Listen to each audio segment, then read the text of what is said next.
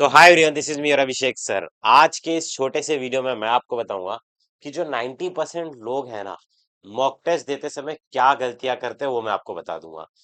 आप मुझे comment section के अंदर सबसे पहले ये बताओ कि अब तक आपने कितने मॉक टेस्ट दिए। कुछ लोगों का तो ऐसा होगा कि सर जीरो।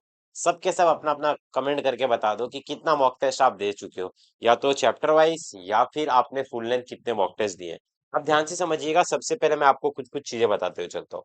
जो सबसे पहली मिस्टेक है ना, मॉक टेस्ट को सीरियसली नहीं लेना। मतलब आपको किस तरीके से मॉक टेस्ट देना चाहिए आप ये समझ के लो। सबसे पहली बात तो ये होती है ना कि मॉक टेस्ट देते समय, जैसे अगर आपने कोई चैप्टर प्रिपेयर किया, मान लो फर्स्ट चैप्टर आपने सॉलिड स्टेट प्रिपेयर कर लिया। अब ये जो सॉलिड स्टेट चैप्टर है ये आपका अच्छी तरीके से प्रिपेयर करके हो गया, तो आप सबसे पहले ना चैप्टर वाइज मॉक टेस्ट दो। जब आप ये चैप्टर वाइज मॉक टेस्ट दोगे ना, तो उससे क्या होगा, उससे आपको ये पता चल जाएगा कि आपका ये चैप्टर कितना अच्छी तरीके से रेडी हुआ है। सबसे पहले आपको चैप्टर वाइज मॉक टेस्ट देना चाहिए।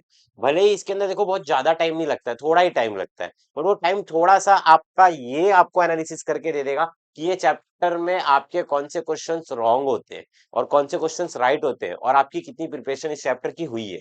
पहला तो आपको ये देना है, और मॉक टेस्ट को सीरियसली लेना है। कुछ बच्चे क्या करते हैं, बिना पढ़े, बिना थ्योरी पढ़े, बिना कॉन्सेप्ट को जाने, बिना फॉर्मूला को रिवाइज किए डायरेक्टली मॉक टेस्ट ओपन करते, एबीसीडी कुछ भी क्लिक करते, इवन बुक और पेन लेकर के भी नहीं बैठते। ये आप में से बहुत से बच्चे इस चीज को रिलेट करते रहोगे, तो कमेंट सेक्शन के अंदर रिलेटेबल जरूर लिखना और लाइक करना मत भूलना।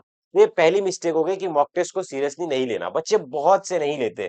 ठीक है, आपको सबसे पहले चैप्टर वाइज मॉक टेस्ट देते हुए चलना है, पहली चीज। दूसरी चीज मैं आपको बता रहा हूँ कि टाइम मैनेजमेंट बच्चों का फेल हो जाता है। टाइम मैनेजमेंट किस तरीके से कि भाई मुझे ना कब कब मॉक टेस्ट देना है। कभी बच्चे आज मॉक टेस्ट दे देंगे, फिर 2 3 4 दिन तक मॉक टेस्ट दिया ही नहीं है।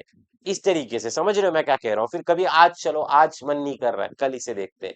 ऐसा हो जाता है बच्चों के दिमाग में, कभी कभी देते हैं, कभी नहीं देते, कभी स्किप कर देते हैं। तो ये मोस्टली ये बच्चे यही करते हैं कि टाइम मैनेजमेंट नहीं रख के रखते।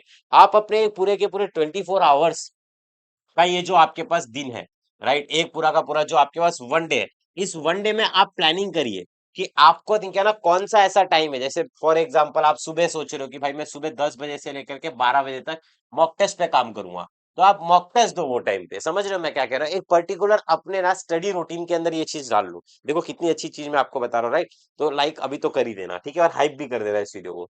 अब देखो दूसरा हो गया। तीसरा, एनालिसिस स्किप करना। मतलब एनालिसिस स्किप करना मतलब क्या, आपने कौन सा क्वेश्चन किया है, वो उस क्वेश्चन का आंसर क्या है, राइट है कि रॉन्ग है, क्यों रॉन्ग है, रॉन्ग है तो क्यों रॉन्ग है, उसमें क्या मिस्टेक कर रहे हो, एनालिसिस नहीं करते। बस हाँ, मेरा टोटल स्कोर कितना आया, 50 में से 20 आया, ठीक है चलो। अरे भाई 50 में से 20 स्कोर आया, मतलब 30 आपके अभी भी रॉन्ग है। तो उन 30 जो रॉन्ग है उसके ऊपर एनालिसिस करो ना कि ये कौन से चैप्टर का क्वेश्चन मेरा रॉन्ग हो रहा है। ये इस चैप्टर में का क्वेश्चन है, बट इस चैप्टर में से ये किस टॉपिक का क्वेश्चन है, मतलब ये टॉपिक मेरा वीक है। तो इन शॉर्ट एनालिसिस को स्किप कर देते हो। अब जब एनालिसिस ही नहीं करोगे, जैसे जैसे मैं बोलता हूँ कि भाई मेरी गाड़ी खराब हो गई है, मेरी गाड़ी खराब हो गई, मैं कब से बस बोला जा रहा हूँ मेरी गाड़ी खराब हो गई, यार पर मुझे गाड़ी, मेरी पूरी गाड़ी थोड़ी ना खराब हुई है। पूरी गाड़ी के अंदर मैंने एनालिसिस किया कि भाई इस पूरी की पूरी गाड़ी के अंदर इसका टायर खराब हो चुका है। तो अब मैंने ये एनालिसिस किया, तभी तो मैं टायर पे काम कर रहा हूँ। पता चला मेरी गाड़ी खराब हुई है, मैं बस गाड़ी खराब हो गई है, आगे कहीं भी काम किए जा रहा हूँ, पीछे काम कर रहा हूँ, सीट कवर पे काम कर रहा हूँ, अरे भाई कुछ भी किए जा रहे हो तो आंसर नहीं आएगा ना, राइट। राइट, तो ऐसे गाड़ी ठीक नहीं होगी, राइट। तो ये याद रखिएगा, एनालिसिस को स्किप नहीं करना है आपको। ठीक है।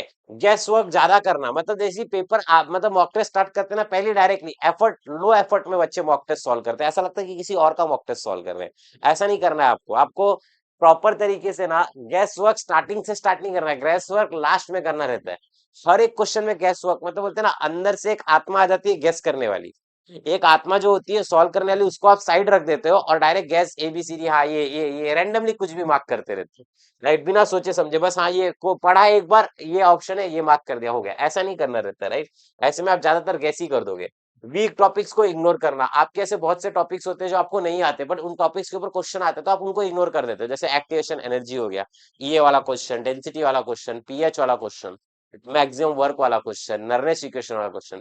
ये जो आपके फिजिकल केमिस्ट्री के जो कोर कॉन्सेप्ट है, इनको आप इग्नोर कर देते हो, राइट। बहुत सारे ऐसे टॉपिक्स है जिनको आपको पढ़ना चाहिए। आपको पता है वीबीटी कोऑर्डिनेशन कंपाउंड में से क्वेश्चन आता है, ईएन वाला क्वेश्चन आता है, तो आप इनको इग्नोर कर दो। ऑर्गेनिक में रिएक्शंस रिएजेंट के ऊपर क्वेश्चन आता है, आयु तक तो क्वेश्चन आता है।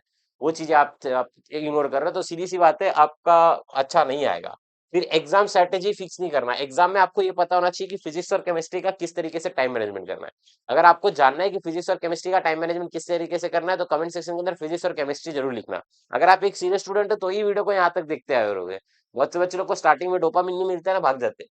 अब ध्यान से सुनिएगा मैं क्या कह रहा हूँ। हमारा मॉक टेस्ट का कोर्स ऑलरेडी लॉन्च हो चुका है, जिसकी प्राइसिंग आप देखो, कंप्लीट पीसीएम का ना लॉन्च नहीं हुआ, लॉन्च करना है, टाइम नहीं मिल पा रहा है, राइट। पीसीएम का जो मॉक टेस्ट है ना, आप देखोगे यहाँ पर आपको 10 मॉक टेस्ट मिलेंगे। 10 मॉक टेस्ट मतलब कैसे, आपको 10 पेपर मिलेंगे फिजिक्स केमिस्ट्री के साथ में, फिर मैथ्स के भी मिल जाएंगे आपको, ठीक है। तो आप इसको अच्छी तरीके से परचेस करके अच्छे से पढ़ सकते हो, राइट। पीसीएम के 10 है, आपके पीसीबी के 10 है, और यहाँ पर आपके और भी बढ़ जाएंगे। बायोलॉजी पीसीएमबी वाले जो है, तो सबके लिए देखो 99 रुपीज का ही कोर्स है, राइट। ये 99, 99 में 149, ये बढ़ जाएगा बाद में, ठीक है। ऑलरेडी पहले ऑलरेडी ये 200 का, इसके ऊपर 100 रुपए का डिस्काउंट चल रहा है, तो आप जल्दी से जाकर के परचेस कर लो, ठीक है। ये चीज भूलिएगा मत, ओके। देखिए ये चीज हो गई। आज हो सके तो उसकी लॉन्चिंग करने का ट्राई करूंगा। शाम को एएससी सर आ रहे हैं आज, ठीक है। तो देखो पहले मॉक टेस्ट दो, एनालिसिस करो, इंप्रूव करो, और नेक्स्ट मॉक टेस्ट दो। तो इस तरीके से दोस्तों आपको चलना है। होप ये वीडियो छोटी सी आपके लिए बहुत ज्यादा हेल्पफुल होगी सुबह सुबह। और आप अपने सभी दोस्तों से इसको शेयर करो, और लाइक करना मत भूलना। और वेटिंग फॉर एएससी सर लिख दीजिएगा। आज शाम को सर का सेशन करा दूंगा। कल आपको पता है हनुमान जयंती था, थोड़ा मैं बिजी था। तो चलिए, love you all, Jai Maharashtra, Radhe Radhe, bye bye, take care, अपना अपना ध्यान रखिए, बाय बाय।